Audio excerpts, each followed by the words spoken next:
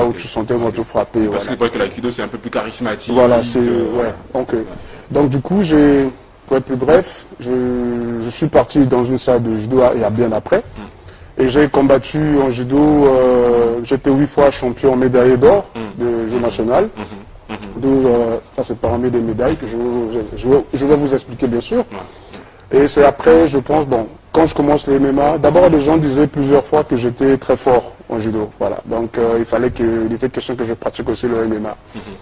Mais moi personnellement, j'étais pas vraiment excité pour pratiquer le MMA parce que j'avais peur de me faire cogner sur la tête, tu vois. C'est quand même violent, je veux dire. Absolument, plus violent. C'est l'un des sports de combat les plus violents. Est-ce que vous pouvez expliquer pour nos téléspectateurs c'est quoi le MMA? Ok, merci. Ah oui, le ceux MMA... qui regardent et qui connaissent le MMA. Ok. Ouais, tout à fait, la raison, parce que nombreux de gens confondent, en fait, le MMA c'est un sport mixte, d'accord. Pour être un combattant du MMA, il faudrait apprendre le taekwondo, par exemple, le kickboxing, le judo. Judo, ça fait l'englobalité de wrestling, grappling, Et nous avions le Muay Thai et la boxe anglaise. Très bien. Donc c'est ça qui fait l'ensemble du MMA. Parce que je constate j'avais plutôt l'impression que c'était beaucoup plus de kickboxing dans le MMA. Non. C'est l'ensemble. Donc pour être un bon combattant, il faudrait être bon à cogner, donc utiliser tes pieds, utiliser tes coups de poing. Tu peux utiliser les elbows, c'est ce qu'on appelle par la boxe thaïlandaise, donc le Muay Thai. Donc pour être un bon combattant, il faudrait pratiquer tous ces styles de combat. Tu ne peux pas devenir athlète en MMA sans plutôt, juste avec le judo, c'est impossible.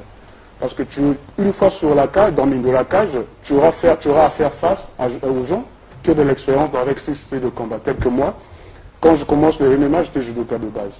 Donc j'ai eu 6 victoires successives, rien qu'avec le judo. Et ça, c'est avec des soumissions?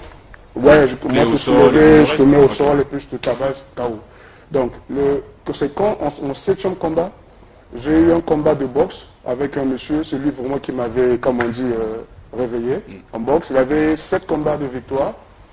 Donc, moi, comme on dit, l'homme est toujours orgueilleux. Moi, je me dis, j'étais prêt. Voyez-vous, j'étais prêt à faire face et que c'est un combat.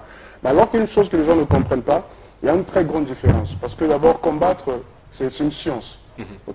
Tout le monde peut penser donner un coup de poing. Mais la raison qui s'oppose, c'est d'abord savoir donner un coup de poing, où et quand.